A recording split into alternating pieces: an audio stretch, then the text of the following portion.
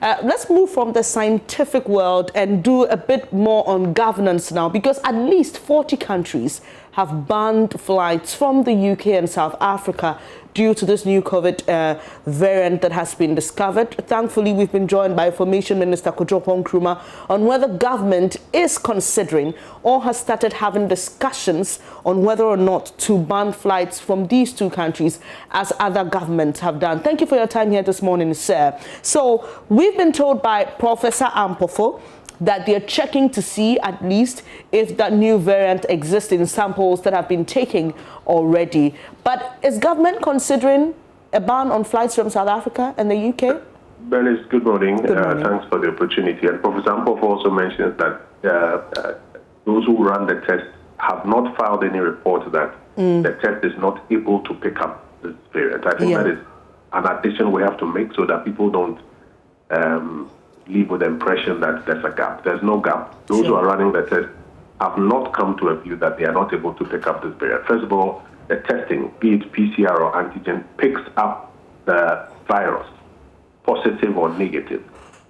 And then when they go and do the sequencing, they may find a particular strain or variant of that virus.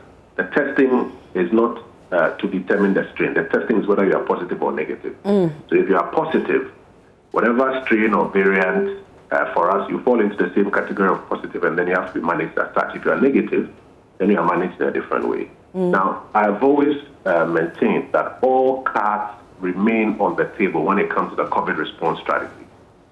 So at any point in time, we continue to examine the data as it comes in to use as a basis for decision making. Ghana has two protective layers when it comes to international travel. Apart from closing all our borders, for the airport that is open, before you can enplane and come to Ghana, you must have tested negative PCR, which is the gold standard, from your exiting country.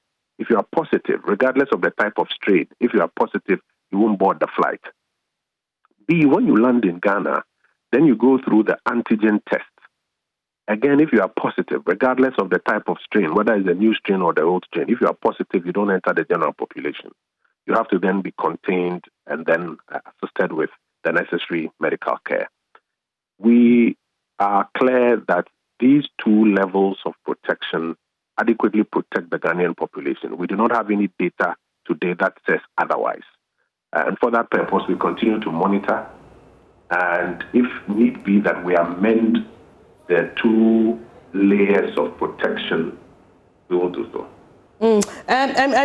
Just to add to what you said, just quickly checking what the situation is in the Netherlands and Spain. For example, in the Netherlands, you need a PCR test, a negative one, before you enter the country. If you arrive without one, you're not allowed, and you can't do a test on arrival. In Spain, you can do a test on arrival, but it doesn't necessarily mean you need to get a PCR test. So you're right when you say we've got a double layer there. And I use these two countries because they have banned flights from the UK and the US. But let's talk about quickly, because we're talking about COVID before you go, the Christmas festivities, and what word would you want to, we've been hearing from you, you do this every week on COVID-19, but what would you like to say as we go into the Christmas festivities in regards to avoiding crowded areas and staying safe? I think that we all have to be cautious and not take it for granted that the situation has been well managed, and so we can take it for granted. Everybody has to be cautious for all types of gatherings, and we must ensure that the COVID preventive protocols are adhered to, be we in church or at a party or at an event or even at home when we are receiving visitors. We must ensure that the COVID preventive protocols are adhered to. We are in a high-risk time where temperature and gathering of people, potential to be indoors, are all not necessarily favorable. But what we have to do is to ensure that the COVID preventive protocols are adhered to so that we protect ourselves. During your latest press briefing, you mentioned that we need to move away from that attitude of wanting to be policed to do the right thing.